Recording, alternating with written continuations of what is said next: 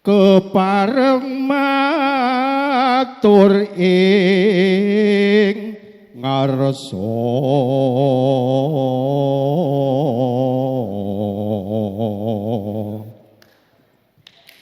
pangatiman nami kula badhe nyuwun titi priksa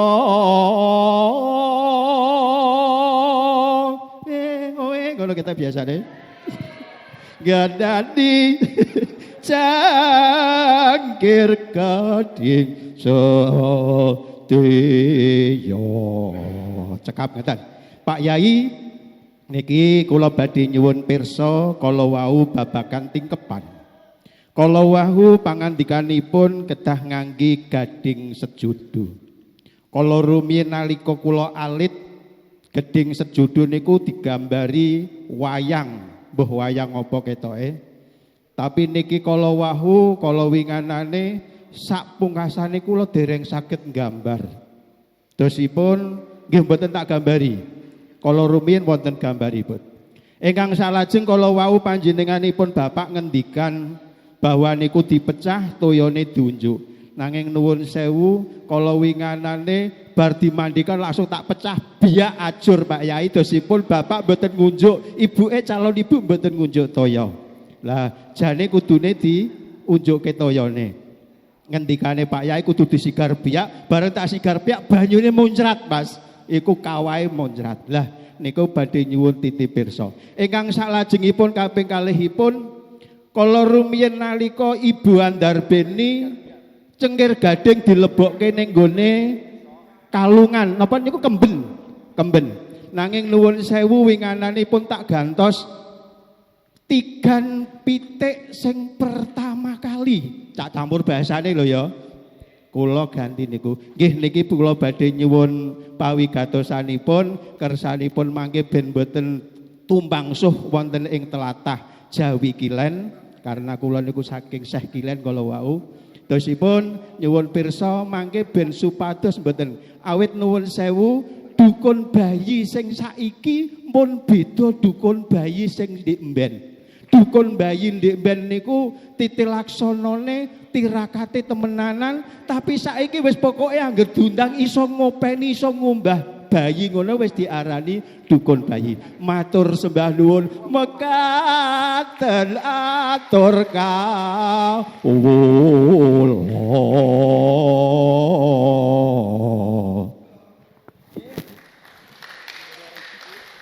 nuwun sewu sajarengipun kula matur wonten ngarsa panjenengan dalemipun pundi Bapak? Oh, nah, Kabupaten Pati kan tetep nggih. Rumiyin sampun nate dados pambiyara ngaten-ngaten menika. Ampun. Menika menawi panjenengan sampun nate dados sakmangke kan sampun pikantuk pakem saking Permadani. Dados panjenengan saged ngurutaken mboten tumpangsuh lajeng mboten pikajeng panjenengan piyambak awit sedaya wonten werdinipun.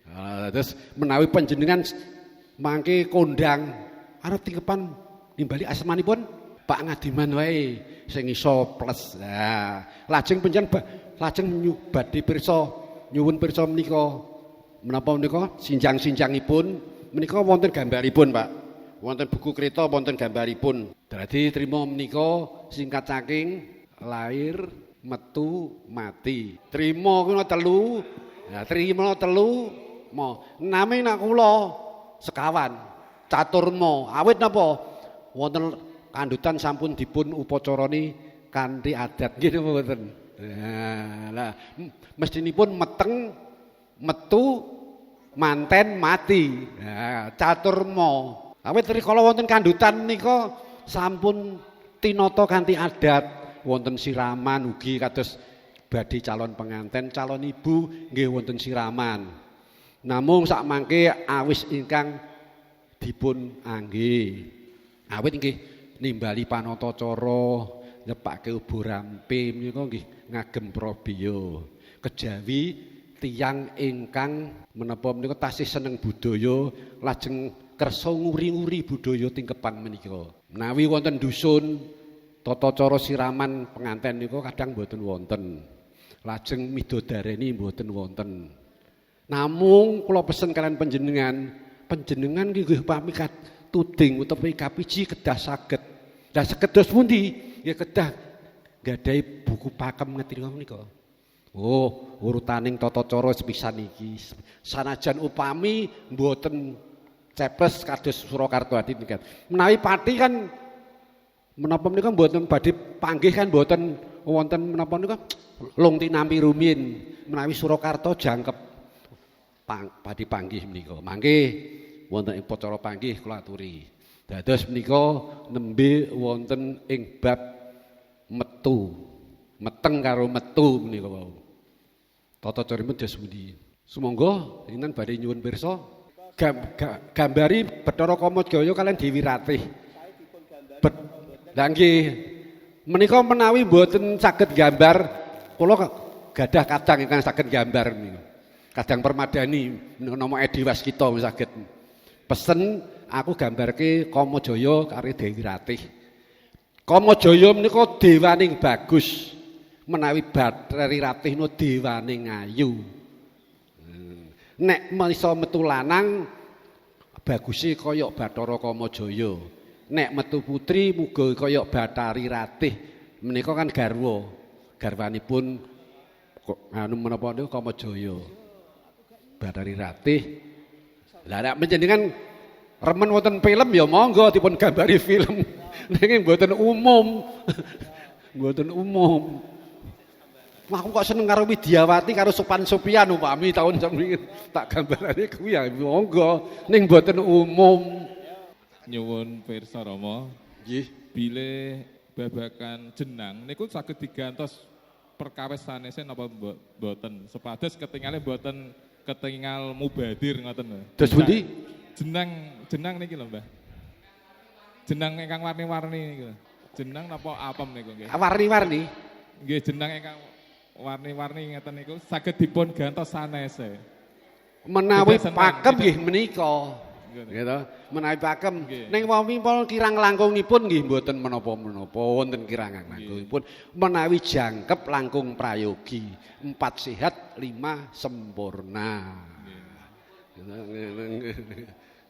Dados upami gantos upami kok kan monggo jajan pasar kudune ngene tak gantine iki monggo. Ingkang baken niat panjenengan nyuwun dumateng Gusti upami dipun paring kanugrahan putra nek kakung ya bagus rupane ora cacat jiwa lan ragane gitu. Nek putri ya kasulistya ing warni bekti mring Rama Ibu migunani tumrap agama nagara lan agami. Menika ingkang disebut kan menika. Nika tayane ndak ambyar. Caranipun pun rumiyin ampun langsung dipun belah. Pun pundhut toyanipun rumiyin. Pancen nek dipun pecah biak nggih, biak utah nggih. Nggih dipundhut. Nggih dipundhut toyanipun lajeng pun belah. Lajeng mangke menawi ingkang badhe ngersakaken buku menika saged ndaftar rumiyin wonten menapa niku kaartakan anu nggih siswa nggih Mbah. Kartan siswa lajeng mangke saged sambatan kali pengurus permadani. Awit menika wonten buku mboten toko mboten wonten, Pak. Menika namung dalan permadani. Ingkang baken panjenengan lanyah basa sastranipun kejawi menika sampun profesional. Sampun kados Pak Yoto menapa menika sampun kergeni. Mboten sak parewe. Nek menawi rumiyin kula ngaten ingkang baken menapa menika basa sastra ana apal langkung rumiyin ingkang baken dipun tampi peparingipun dep kalih kagem sinau. Pak Calamaran niku dos pundi? Nah menika wonten sedaya.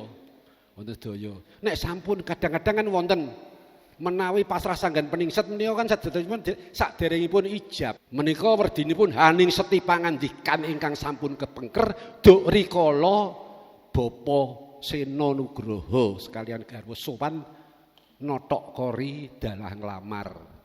Nah, menika werdinipun haning seti pangandikan ingkang sampun kepengker duk rikala menika. Nanging nek sampun dipun ijabaken apane sing disingseti? Menika nalar utawi logika. Menika benten malih. Semangke kula terangaken menawi sampun dumugi mriku. Nggih, dados panjenengan ampun tumpang suh. Didereng kadhawuhaken lho nggih. Kajodokaken menawi nembe lamar niku nembe kajodokaken. Badhe kadhawuhaken ya nek wong tuane setuju nek ora.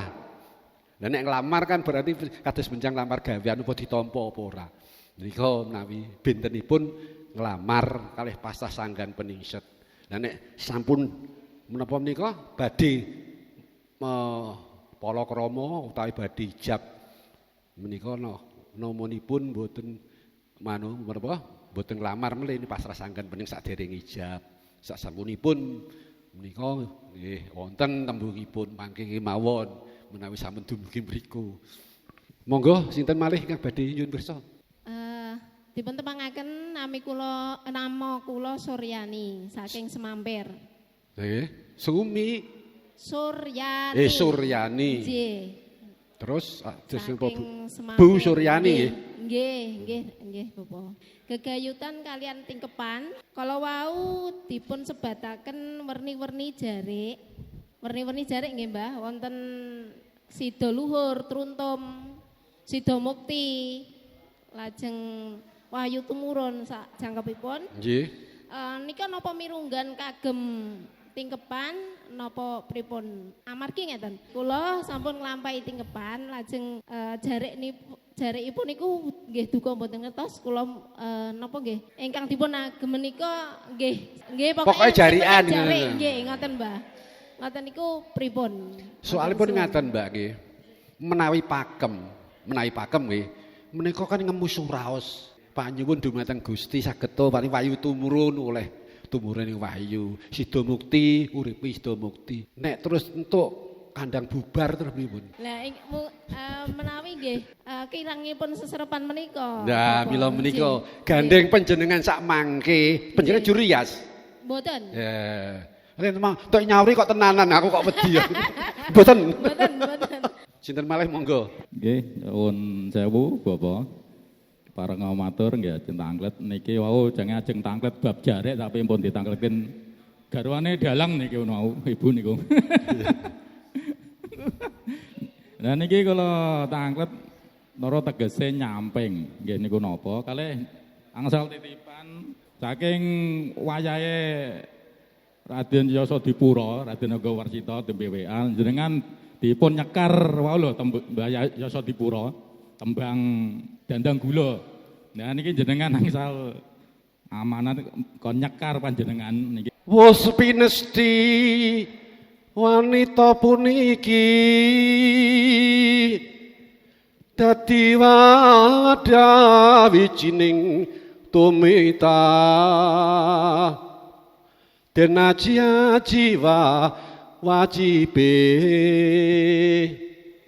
watak swarga nunut iku tegese jalari dadi nama swarga yen tata sing luhur inastanana neraka lamun madai asor soring budi wijihaning prapriya menika larasipun Slendro. Nggih, matur nuwun Bapak. Menika saking Raden Ngabeh Yasadipura lajeng ingkang kalih dandang kula wau saking Kanjeng Sunan Kalijaga. Nika nggih tuntunan